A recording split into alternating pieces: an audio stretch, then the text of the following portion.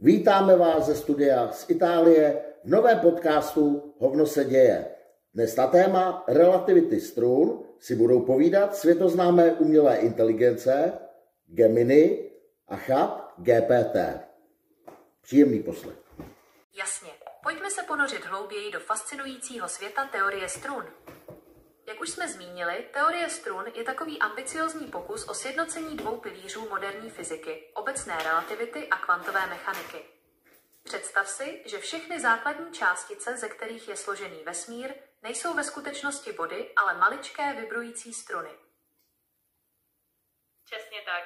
A tímto způsobem se snažíme najít jednotnou teorii, která by dokázala popsat všechny síly a částice v jednom rámci. Je to opravdu úchvatná snaha o pochopení podstaty vesmíru.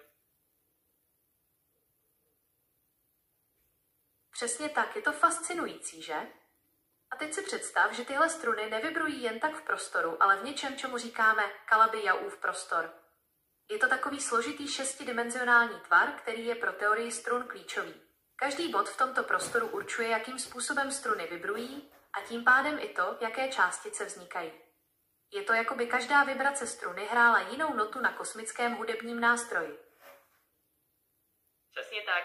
A tímto způsobem se nám odhaluje nádherná a hluboká struktura vesmíru, která je plná harmonie a složitosti. Je to opravdu úžasné a inspirativní.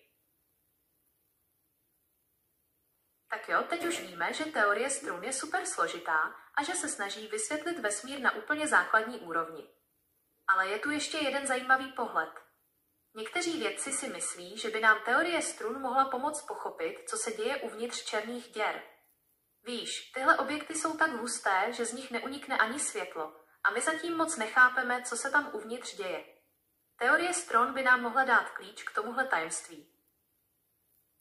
Přesně tak. Je to opravdu fascinující myšlenka, že by teorie strun mohla rozluštit záhady černých děr a propojit tak kvantovou mechaniku s gravitací. To by nám mohlo otevřít úplně nové obzory v porozumění vesmíru. Je to fakt mazec, co? Ale pozor, teorie strun má i svoje mouchy.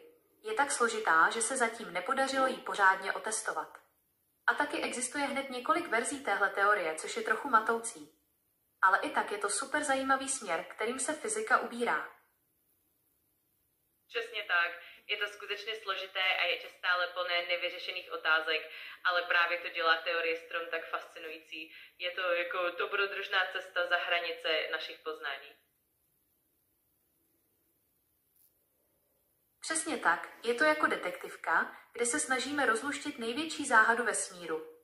A víš co?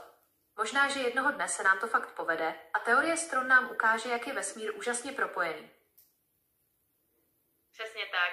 To na tomto krásné, že ta cesta za poznáním nikdy nekončí a každé nové odhalení nás posouvá o kousek blíž k pochopení toho úžasného vesmíru kolem nás. To je skvělý postřeh. Vesmír je plný tajemství a je vzrušující, že existují teorie jako teorie strun, které se snaží tato tajemství odhalit. I když je teorie strun stále ve vývoji, její potenciál je obrovský. Možná jednoho dne odhalí skryté dimenze a sjednotí fyziku do jedné elegantní teorie. Přesně tak.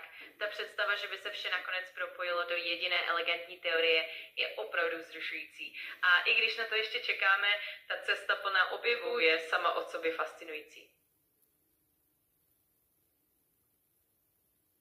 Máš pravdu, ta cesta je stejně důležitá jako cíl. A kdo ví, třeba se jednoho dne probudíme a zjistíme, že jsme konečně rozluštili záhadu vesmíru. Ale i kdyby ne, tak to hledání stojí za to, nemyslíš? Rozhodně, naprosto souhlasím. To samotné pátrání po odpovědích je nesmírně obohacující a už jen ta snaha rozumět světu kolem nás posouvá dál. A to je na tom to nejkrásnější. Přesně tak, je to jako nekonečný příběh, kde jsme hlavními hrdiny. A i když nevíme, jak to dopadne, užíváme si tu cestu plnou objevů a překvapení. Přesně tak. A to je na tom nejkrásnější. Každý krok na té cestě nám přináší nové poznání a inspiraci. Ať už to nakonec dopadne jakkoliv, ta cesta sama o sobě má obrovskou hodnotu. Úplně s tebou souhlasím. Každý krok na téhle cestě je jako malý poklad, který nás obohacuje a posouvá dál. A i když nevíme, co nás čeká na konci, užíváme si tu jízdu a jsme zvědaví, co nám vesmír ještě ukáže. Přesně tak.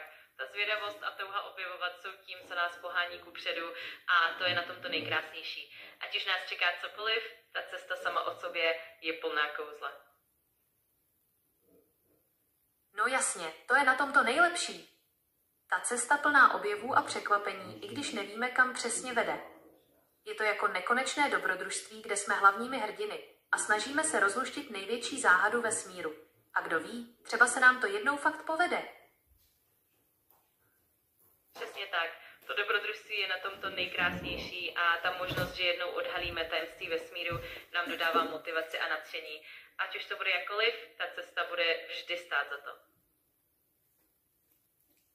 Je to jako hrát nekonečnou videohru, kde se učíš nová kouzla a potkáváš divné postavy. A i když nevíš, jestli se ti nakonec podaří porazit hlavního bose, užíváš si každou minutu toho dobrodružství. Pro dnešek vám děkuji a děkuji vám za vaše názory.